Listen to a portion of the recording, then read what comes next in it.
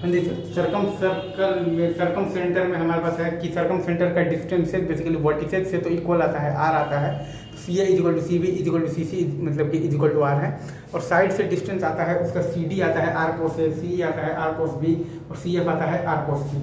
सी D C F आप लिख सकते हैं like R cos A, R cos B, R cos C, right. और एरिया की अगर आप बात करेंगे तो area of the triangle C B C आता है आपके पास हाफ मतलब कि R square sine two A, और सी ए सी आता है इसलिए half R square sine two B, और सी ए बी आता है half R square into sine two C, right. तो basically half R square sine two है, half R square sine two B और half R square sine two C, right sir. Is it true? यही आपका आता है वो triangles का area. Half R square sine two है, half R square sine two B, half R square sine two C, right. और आपका जो कोऑर्डिनेट आ गया है वो आ गया है बेसिकली जो आपका कोऑर्डिनेट आ गया है ना सर्कम सेंटर का, वो आ गया है आपके पास x1 sin 2a plus x2 sin 2b plus x3 sin 2c by sin 2a plus sin 2b plus sin 2c comma y1 sin 2a plus y2 sin 2b plus y3 sin 2c by sin 2a plus sin 2b plus sin 2c।